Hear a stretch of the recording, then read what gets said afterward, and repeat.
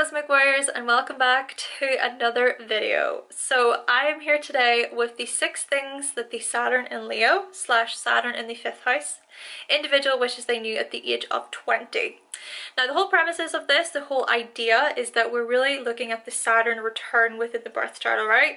So the Saturn return happens every 28 to 30 years or so. So this is essentially the 30-year-old looking back on their 20s, just really going over the many lessons that they have learned as they have grown and matured over the years, because Saturn is all about maturity and growth and lessons. Now, if you also happen to have Saturn conjunct your Sun, or if you have Sun in the 10th house to an extent, then I also recommend you watch this video to see whether or not it resonates for you. However, before we do get started, if you would like to know more information all about your Saturn sign, your Saturn house, your Capricorn house, and also your 10th house within your birth chart, then I have created a Capricorn season / archetype ebook. So what I'm going to do is I'm going to provide a link to that ebook in the description box below so that you can pick up your copy today if you would like. Alright, so with all those introductions out of the way, it's always very long, these intros, for me anyways, I feel. Let's do this!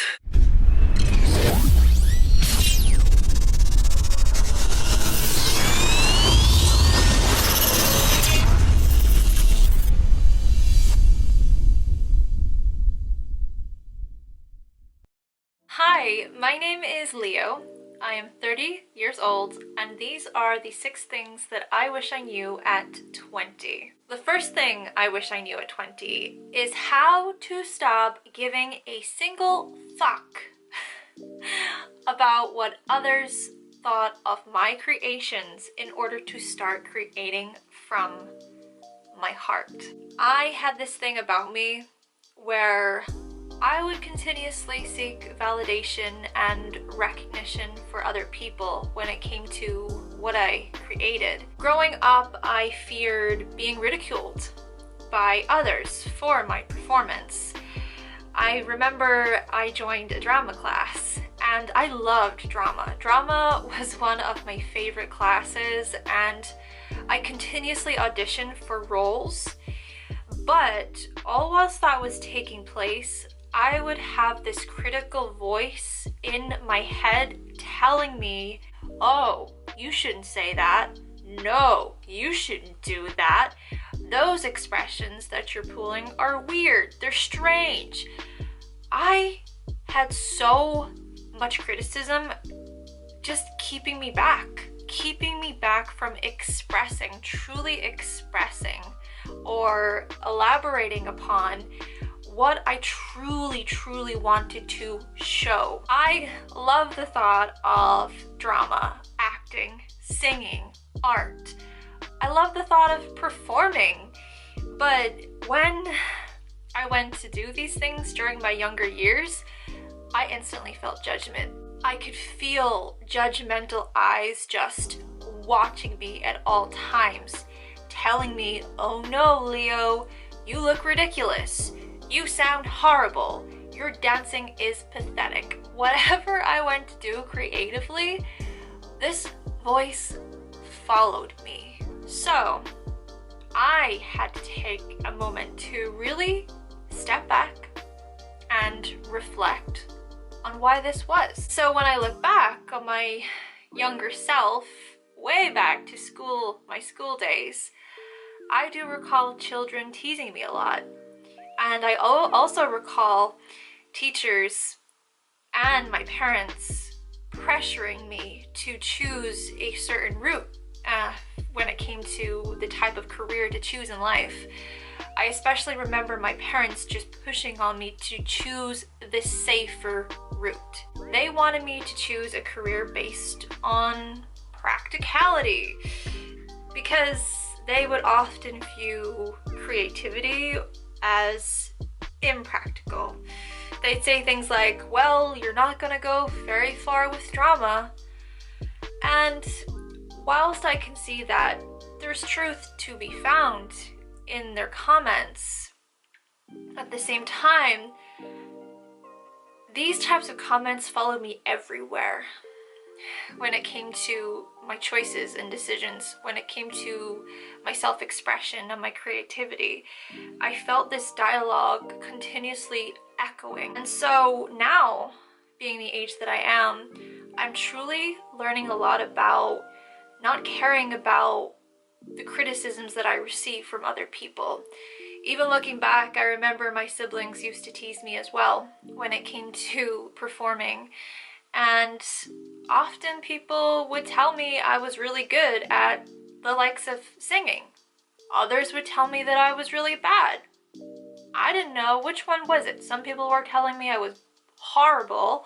Others were telling me that I should audition and I should go on the X Factor. These conflicting thoughts just whirling around, making me doubt myself continuously. And so I really had to establish what I truly wanted. I had to realize that I'm not supposed to be living in my parents' shadow. I'm not supposed to be their show pony, because oddly enough, they supported me when I was really young, but the older I got, I guess it wasn't cute anymore. Now, what I'm coming to understand is that yes, it's great to take criticism in a constructive way, but that doesn't mean that I shouldn't keep on creating. And so now I'm at a stage in my life where I do create from my heart. I create from a place where it feels really right. It feels true to who I am. The second thing I wish I knew at 20 is that it's okay to let go and play without constantly thinking of the consequences and all of my responsibilities. Growing up, I would often deny certain fun activities and pleasures and just leisure time to enjoy. So I would decline nights out. I remember I had this voice in my head that was always thinking about the aftermath. It was always planning things out, having a strategy to how I actually played and had fun. And so I would really try my very best to control how much I would consume. So even when I did decide to go on nights out during rare occasions, I would still be very mindful of how much alcohol I was consuming. I would be very aware of the time. I remember I would constantly look at the time. But I'll say this, I do recall those moments whenever I truly did let go, how much I was just connected with the music and just into my whole body, and how amazing it felt. It was a really good experience just to truly let go and not think about all of the schedules and planning. But still, I would think about my finances. I would also think about how I would feel the next day, and really what purpose was it all? Like, what was the purpose of it all? What was the purpose of having fun anyways? So over the years, I believe that I've just really learned how to not be so engrossed in all of the structures and the times and the settings and the planning associated with having fun, and just being able to say, right, okay, let loose, let your hair down, go out and do it. Though to be fair, I do still see how I learned some valuable lessons from this outlook, because it meant that I wouldn't be as bad the next day as my friends would be. And also it made me more just level-headed whenever I was out and about, and I could also then be more responsible, I guess. The more responsible person out of my friends, which in a way is, I still see as a good thing. Though I will say that my parents, they contributed to this a little bit, because they would restrict my fun time, they would make curfews, I couldn't go out with certain people if they thought that they were too rowdy or too much. or if they were too promiscuous. And also, I wasn't really allowed to play super loud music in my bedroom, nor was I allowed to take part in certain leisure activities that they didn't really agree with. I feel like my parents did monitor my fun time a lot. They tried to control my fun time a lot when I was younger, so I can kind of see how that led on to me being quite controlled when it came to just letting go and playing. But today, I'm in a place where I love inviting my friends over to have drinks sometimes. I love to have a drink with my partner sometimes. We can be so childlike and playful together. He really does help bring out the real playful side of me, I guess you could say, and I enjoy going for nice dinner sometimes, and we'll even buy each other lovely gifts. I really put a lot of thought into the gifts that I buy my partner and also my friends. And now I've just gotten myself to a place at the age of 30 where I'm able just to kick back a lot better and just enjoy the pleasures of life. The third thing I wish I knew at 20 is that, well, you may not want children right now, but that doesn't mean you never will. When I was 20, I had this attitude of, I am not having children. I do not want to have children. Growing up, you see, my own perspective of children was impacted by my sister.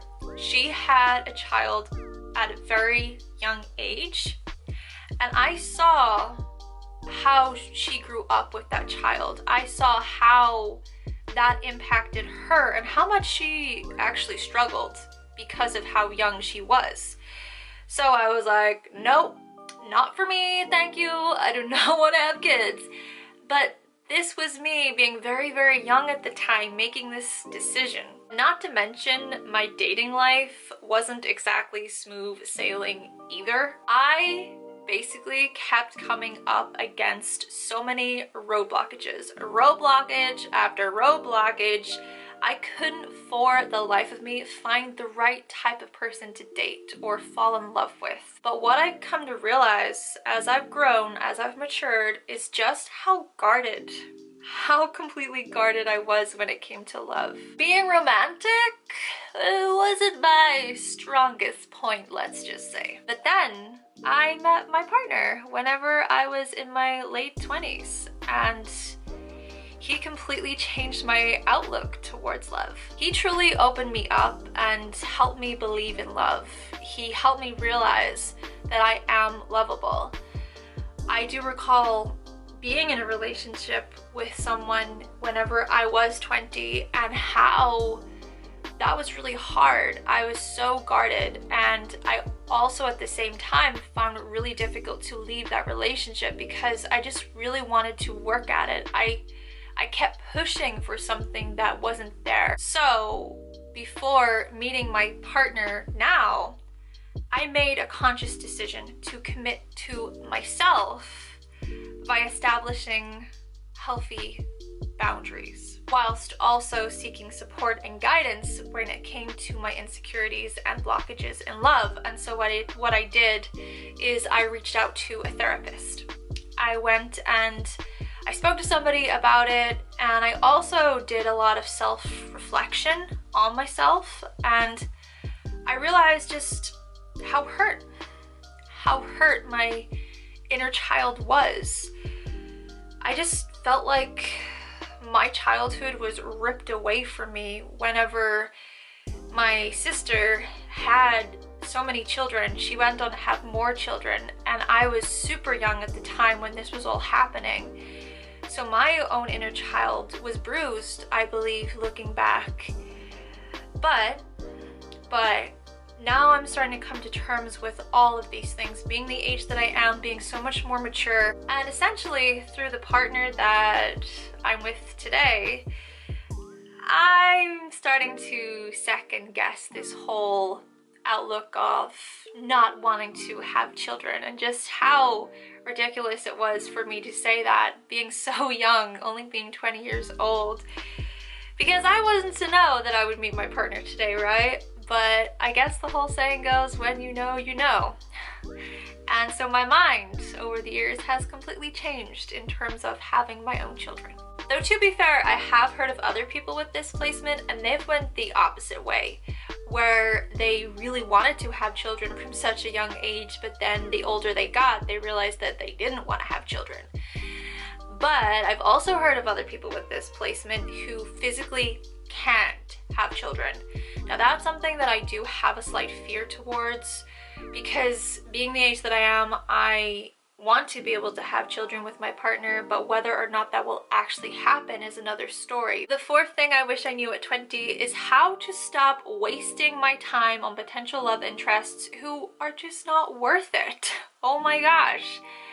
When I was younger, I kept forcing and pushing romances that I really thought would work out, provided that I would just put in the time, put in the effort, put in the work. Come on, grind it out there, Leo.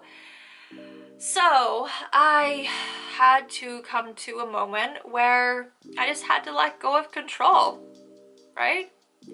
I can't control bad or shitty behaviors, pardon my French, of potential partners, of other people. I can't control that. If someone is going to disrespect me, put me down, and dig into my insecurities and be really rude, then I can't control that person from doing that. And I also realized that looking back, I should not have stayed with people who treated me that way. I really had to establish just love for myself, real love for myself. And also, I can't control if my love interest doesn't take the relationship that they have with me in a serious way. They don't take it as seriously as I took it seriously. You know what I mean? Looking back, I think I just really committed to people who essentially were not worth it in the long run at all.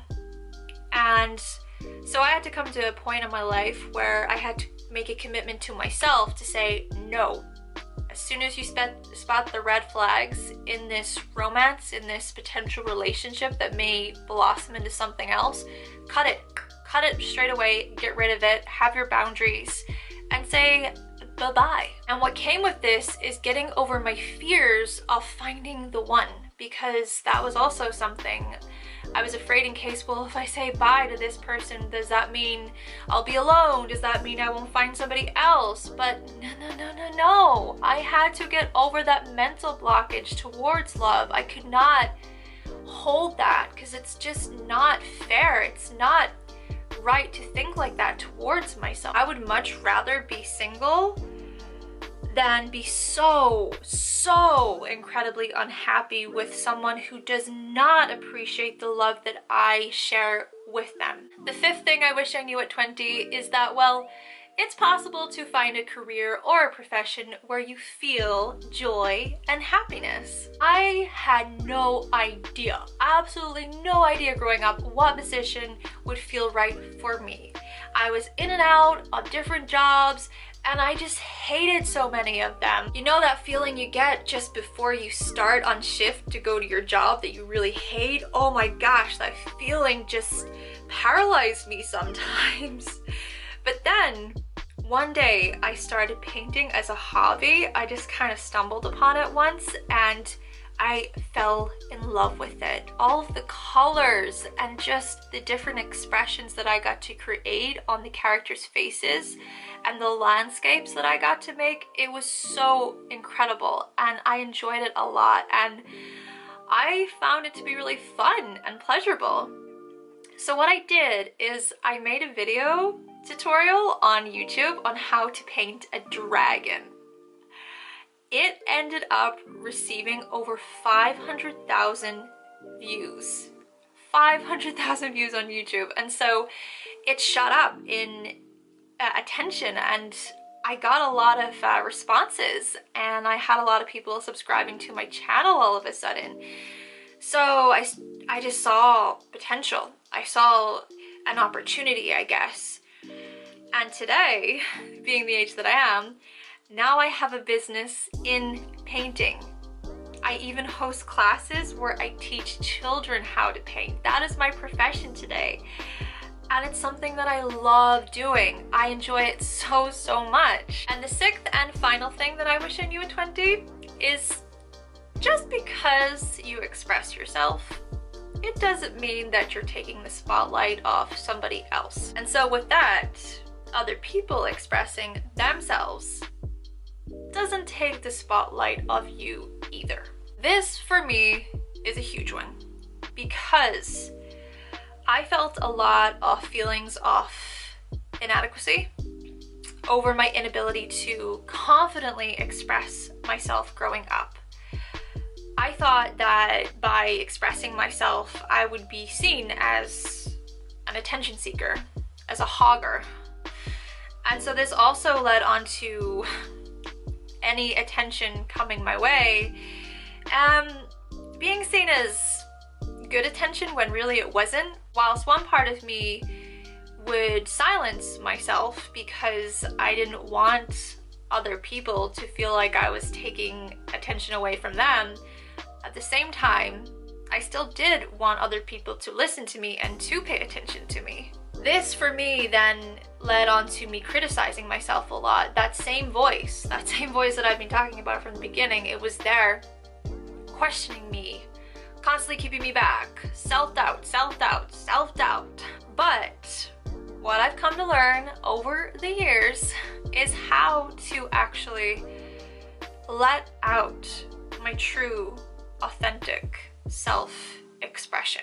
So accepting how I express myself and overcoming these many fears of letting out and also actually embracing my ego. And so today I feel so much more confident and I'm not as critical towards myself whenever I do let out my ego.